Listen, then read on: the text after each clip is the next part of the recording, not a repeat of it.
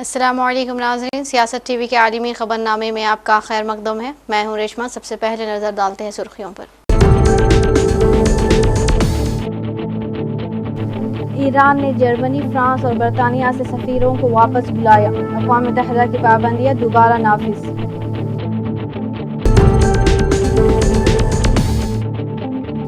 Netanyahu के खिताब के दौरान अक़वाम मुत्तहिदा की इमारत के बाहर एहतजाज। इसराइल पर पाबंदियों का मुतालबा।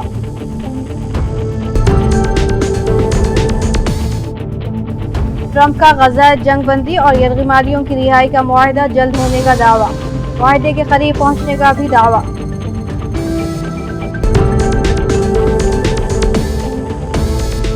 अमरीकी शहरियत का पैदाइशी हक खत्म। सदारती हुक्मनामे की आईनी हैसियत का जायजे की दरख्वास्त।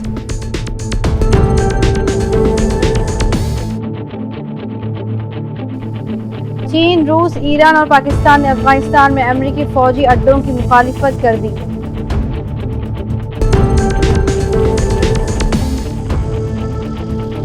और लद्दाख में 4 जानिब खामोशी, सड़कें बंद और इलाके सुनसान। छप्पे छप्पे पर जवानों का पहरा।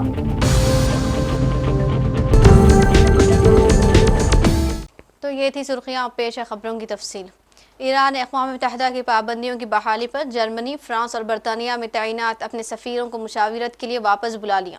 ये इक़दाम उस वक्त सामने आया जब सलामती कौंसिल में रूस और चीन की हिमायत याफ्ता एक करारदाद नाकाम हो गई, जिसका मकसद ईरान पर पाबंदियों के निफाज को 6 माह के लिए मौखर करना था। इस करारदाद के हक़ में सिर्फ 4 मुल्कों ने वोट दिया, जबकि 9 ने मुखालिफत और 2 ने गैर हाजिरी इख्तियार की। अक़वाम मुत्तहिदा की जनरल असम्बली में इसराइली वज़ीर आज़म नेतन्याहू के खिताब के दौरान अक़वाम मुत्तहिदा की इमारत के बाहर बड़ी तादाद में लोगों ने एहतजाज रिकॉर्ड कराया। हाथों में गजा के बच्चों की तस्वीर उठाए मुजाहिरीन ने गजा की हिमायत और गासिब सहयूनियों के खिलाफ शदीद नारे लगाए और नेतन्याहू की गिरफ्तारी का मुतालबा किया। मुजाहिरीन ने अपने हाथों में प्ले कार्ड्स उठाए रखे थे, जिन पर गजा को आज़ाद करो और गजा के अवाम को जिंदा रहने दो जैसे नारे दर्ज थे। अमेरिकी सदर डोनाल्ड ट्रंप ने गजा जंगबंदी और यरग़मालियों की रिहाई का मुआहदा जल्द होने का दावा कर दिया। अमेरिकी सदर ने सहाफ़ियों से गुफ्तगू करते हुए कहा कि वो गजा जंग के खात्मे और यरग़मालियों की रिहाई के लिए एक मुआहदे के करीब पहुंच गए हैं। अमेरिकी सदर का ये बयान पीर को इसराइली वज़ीर आज़म नेतन्याहू से होने वाली मुमकिना मुलाकात से कबल सामने आया।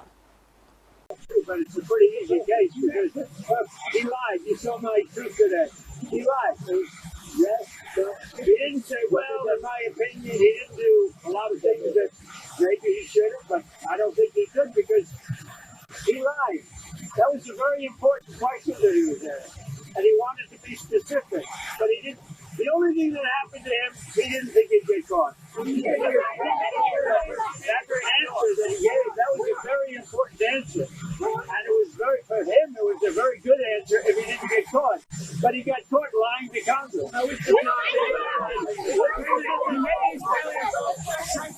Are you worried now that the next time there's a Democratic president, they will indict or FBI director or that's what they tried to do, right? They did it with me for 4 years. They went after me. They went after me for 4 years, and that doesn't include the 4 great years that we had in the White House. So when I ran it from 2016 when we won, it began before I got to office. You know that. And wait a minute. Before I came to office, I started hearing rumors about Russia. I said, what the hell do I have to do with Russia? Nothing. And then it got worse and worse. And some of the fakers, not you, but some of the fake news picked it up and they loved it. And we went through a long time with that. And despite that, we had a great first term.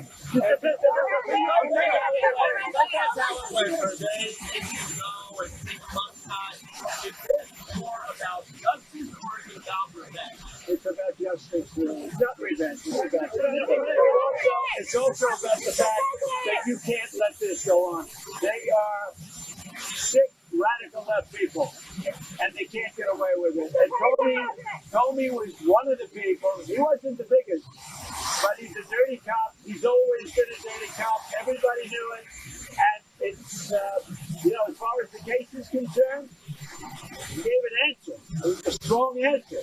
He then verified it a couple of times because that was a very important answer. If he would have equivocated, if he would have been like a little bit less sure, That would have been gargantuan. So he gave an answer. The only problem is for him, he didn't think he'd be caught, and he got caught too.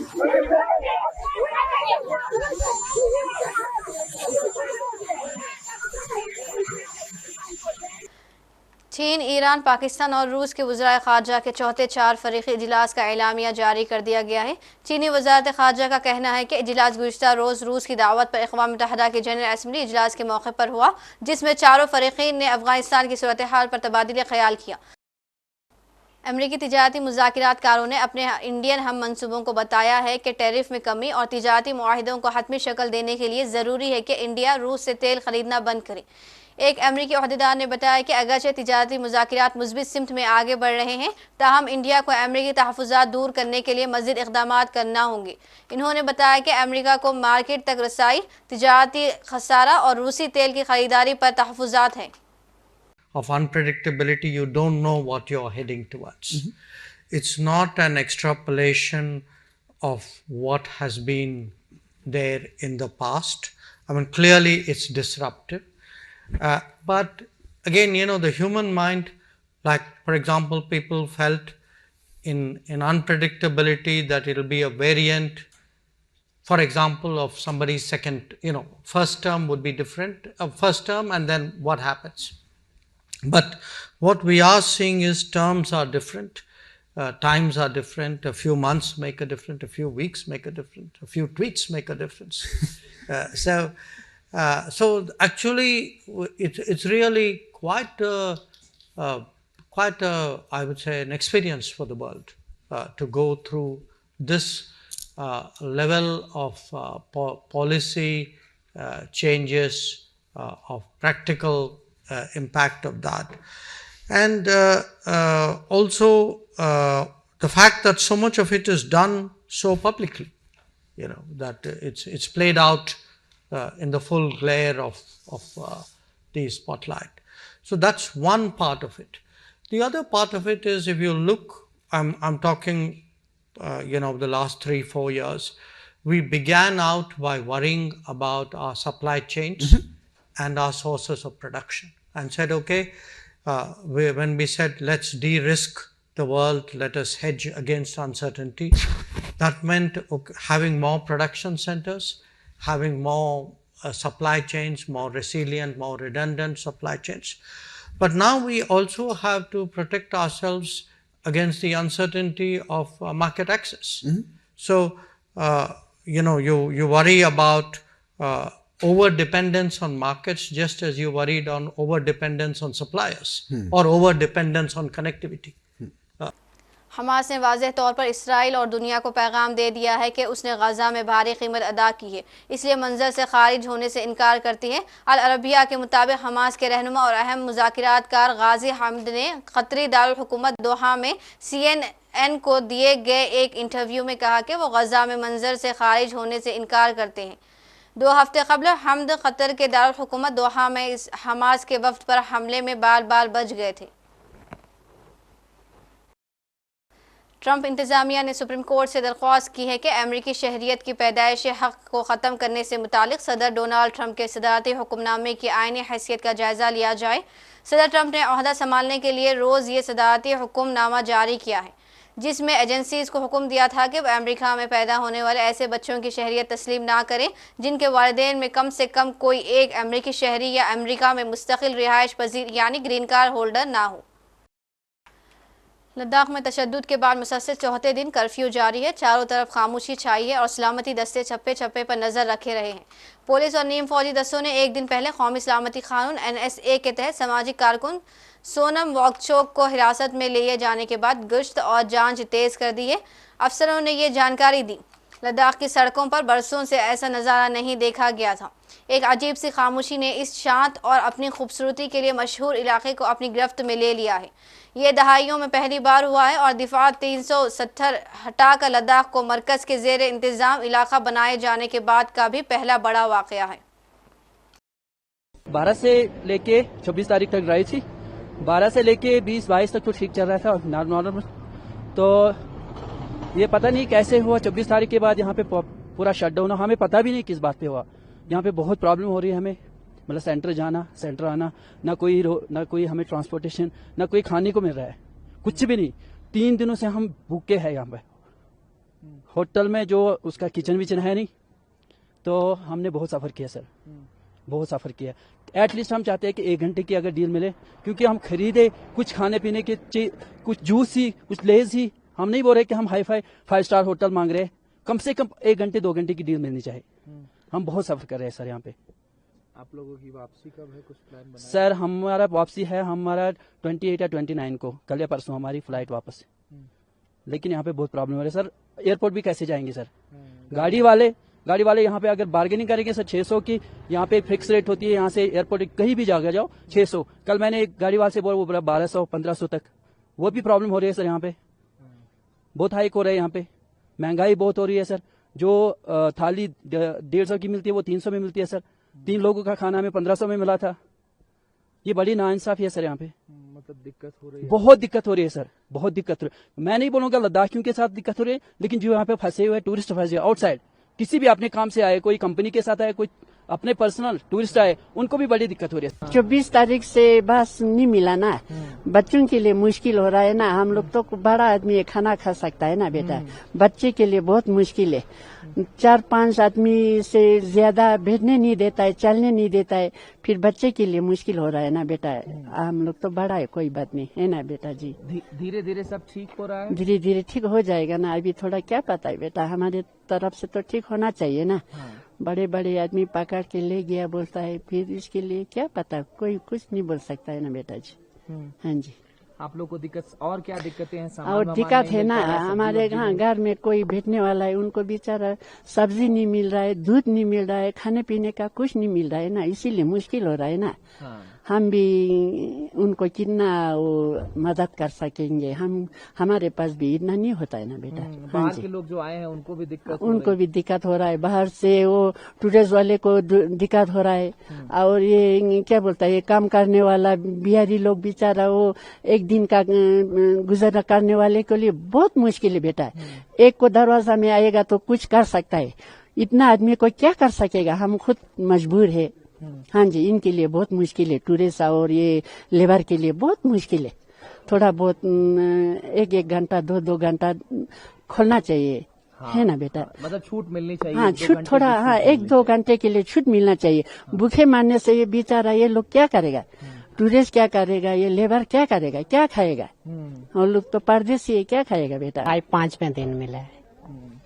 5वें दिन दूध मिला। हाँ, 5। और क्या दिक्कत हो रही है घर में? अभी सामान तो नहीं मिल रहा है, कुछ भी नहीं मिल रहा है। गवर्नमेंट से यही है कि 1 घंटा छूट होना चाहिए। अभी खाने पीने का सामान नहीं मिल रहा, हम तो किराएदार हैं, कुछ भी नहीं मिलता है इधर। अभी 5 दिन हो गया अभी तो। कर्फ्यू का आज 3रा दिन है, आप मांग कर रहे हैं कि मतलब 1-2 घंटे छूट मिले? हाँ, 1-2 घंटे की छूट मिलनी चाहिए।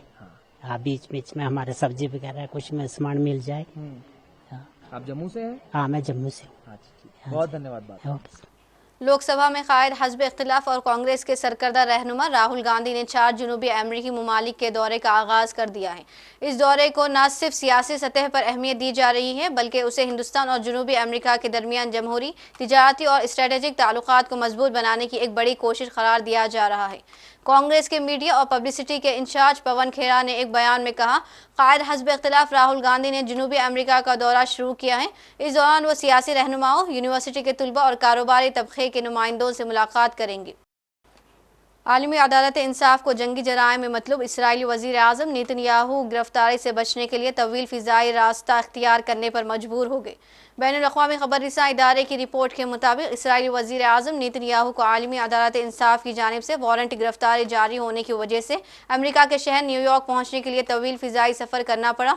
रिपोर्ट्स के मुताबिक गजा में क़हत को बतौर जंग हथियार इस्तेमाल करने और दीगर जंगी जराइम के इल्ज़ाम में इसराइली वज़ीर आज़म नेतन्याहू आलमी अदालत इंसाफ को मतलूब है। और आखिर में सुर्खियों पर एक और नज़र। ईरान ने जर्मनी, फ्रांस और बरतानिया से सफ़ीरों को वापस बुलाया। अक़वाम मुत्तहिदा की पाबंदियाँ दोबारा नाफिज।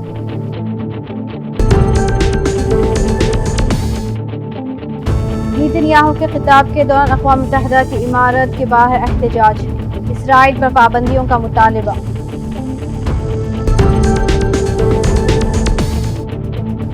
ट्रंप का गजा जंग बंदी और यरगमालियों की रिहाई का मुआहदा जल्द होने का दावा, मुआहदे के करीब पहुंचने का भी दावा।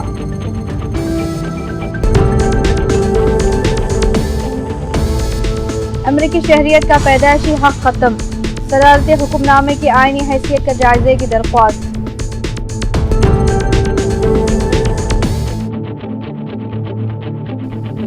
चीन, रूस, ईरान और पाकिस्तान ने अफगानिस्तान में अमरीकी फौजी अड्डों की मुखालिफत कर दी।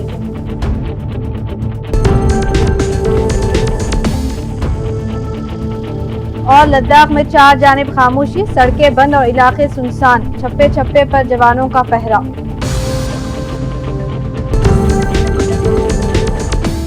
इसी के साथ आलमी खबरनामा इख्तिताम को पहुंचता है। मुझे दीजिए इजाज़त। अल्लाह हाफिज़।